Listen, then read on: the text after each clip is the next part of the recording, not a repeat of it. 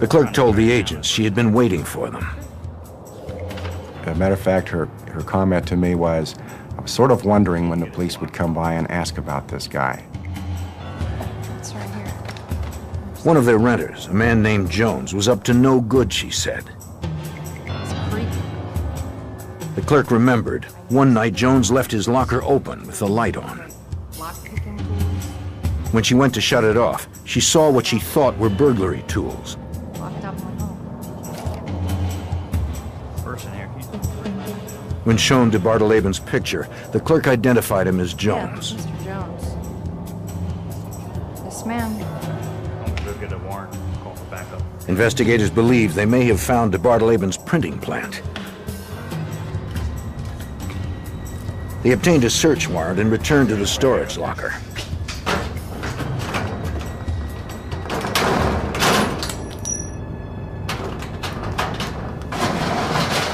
When they opened it, they were surprised to find that it did not contain the printing press. Nothing about this investigation was easy. The very first thing that struck me when we opened the door was a set of red lights and blue lights and a siren, all designed with cigarette lighter plugs to operate off of a car cigarette lighter. The locker was filled with the same type of items found in DeBartolaben's car, only on a much bigger scale. The agents recovered box after box of counterfeit $20 bills. Almost $50,000 worth. We did find what we were looking for as far as evidence of counterfeiting. We found counterfeit money, we found plates and negatives, but we also found items that led us to believe that we were looking at evidence of other crimes. The storage locker contained more phony police badges, fake identity cards, books on surveillance, and a number of weapons. It appeared that he was a police impersonator. The question is why? Why was he a police impersonator? We thought he was just passing counterfeit money. So we started thinking real hard, like, what do we have here? As agents confiscated the evidence, they knew counterfeiting was the least of DeBartolaben's crimes. The disturbing thing was, whatever he was doing it full time. They took the evidence back to their offices to be processed. They hoped the boxes held something that would give them some idea of what he was doing. Special Agent Mertz began by reading some of the hundreds of DeBartolaben's notes stored in the boxes. He was a prolific note writer. He'd get up in the morning and say, what are the 5 things I have to do today? And he'd write them down. And so there were little tiny slips of paper, 3x5 cards, little Post-it notes, you name it. Late into the night, agents cataloged the evidence. Unfortunately, DeBartolaben's notes offered no clues as to the whereabouts of his press. Agent Mertz discovered some audio tapes inside one of the boxes. He decided to play one of them. I thought, well, maybe since he's such a prolific note writer, maybe there's something, you know, he's so secretive, maybe there's something on this tape. So I took the tape and I just stuck it in my dictaphone player and I hit play. Gonna be a crybaby, huh? No. I was shocked. DeBartolaben's tone in his voice was very matter-of-fact, totally calm and control, and this woman is screaming, begging to be killed. And I listened to 2 or 3 minutes. I stopped the tape and I just sat there and listened. I'm going, what did I just hear?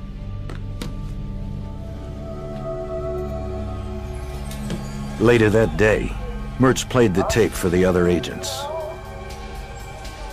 You could hear a woman screaming, crying, you know, pleading for him to stop. It was extremely unsettling. I can't find words to adequately describe how terrible it was. The agents knew there was more to the case. They could only speculate as to the terror DeBartolaben inflicted on these women.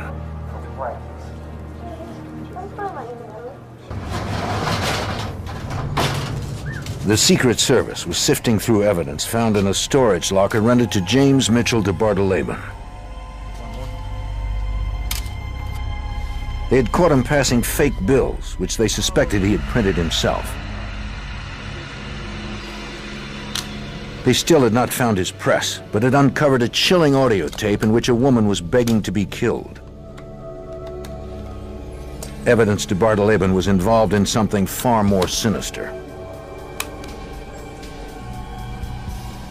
Desperate to find out exactly what de Bartoleben was involved in, agents continued to pore over the evidence.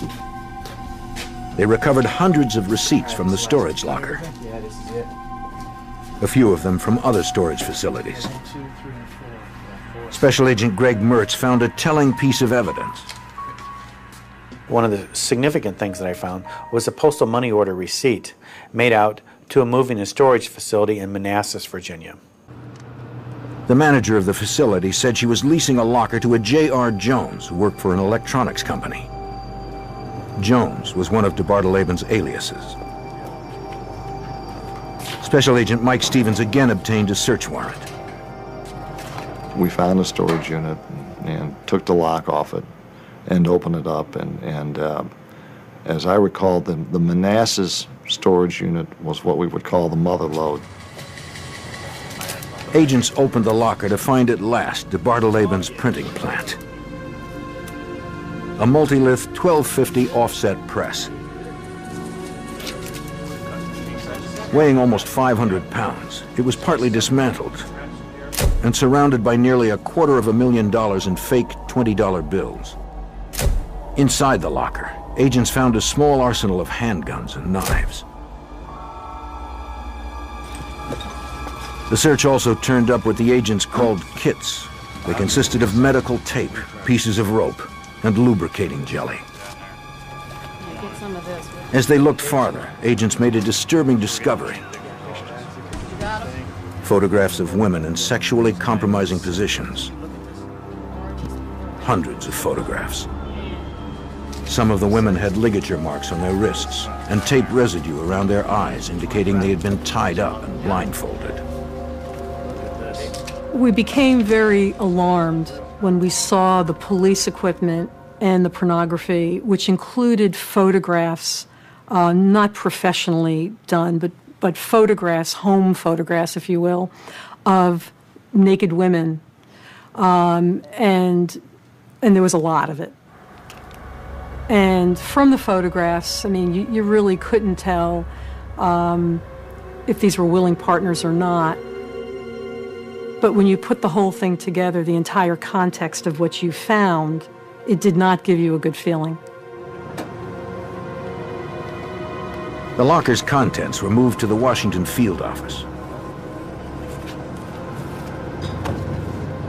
The storage units had yielded 144 boxes of potential evidence. We had literally a mountain full of material.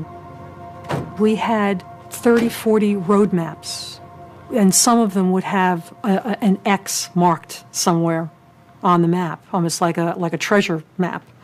We had women's clothing, women's underwear. We had women's little trinkets of jewelry. We had the police equipment. We had multiple license plates from various states that obviously had been stolen. Agents also recovered a number of women's driver's licenses and nearly 100 pairs of women's underwear. Some of them new, some looked worn. The Secret Service was organized to combat counterfeiting. They were not equipped to investigate the type of evidence they were finding. The Secret Service, as part of the Treasury Department, for the most part, our criminal investigations are financial investigations. Secret Service agent Jane Vizeris contacted the Federal Bureau of Investigation. They indicated that you really don't have anything at this point. I mean, you don't have any evidence. I mean, if you came to us and said, you know, here, this was used in a homicide, well, maybe, or a kidnap case, you know, maybe they could do something with it. But we really did, we just had our suspicion, and we had this mountain of material. Because the Secret Service could not specifically identify any victims, the FBI could not pursue the case. The Secret Service knew if they didn't investigate this case, no one else could.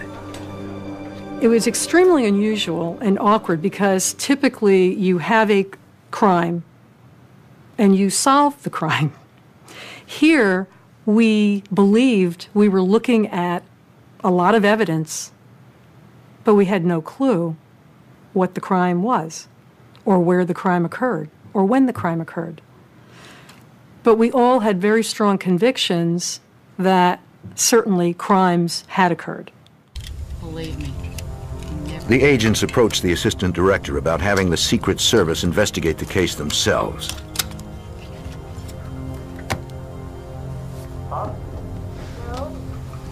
As they played one of the tapes, John Simpson, the director of the Secret Service, walked in. Upon listening to the tapes, we heard some pretty chilling recordings. Recordings of women being tortured, of women screaming, of women begging to be killed. The director listened for a minute, shocked by what he heard on the tape. Simpson gave the investigation his full support. I don't think I'd ever been more proud of my agency than at that moment when our director supported our refusal to let this case just fade away. Give them anything they need. The Secret Service was given clearance to expand their investigation beyond counterfeiting. At this point, the investigation took a complete turn from our concerns over the counterfeiting to the concerns of these vicious crimes. Their first task was to try and understand what they had. They cataloged each of the more than 10,000 bits of potential evidence. Receipts, newspaper clippings, photographs, letters, postage stamp marks, anything that might eventually be a clue. It didn't take a whole lot of experience to determine that this person was involved in a multitude of criminal activity. We didn't know who the victims were, we didn't know exactly what, but we knew this was not a normal counterfeit case. We realized that we had a lot of work in front of us. Once they had everything at their fingertips, they hoped clues would emerge as to the extent of de Barteleben's crimes.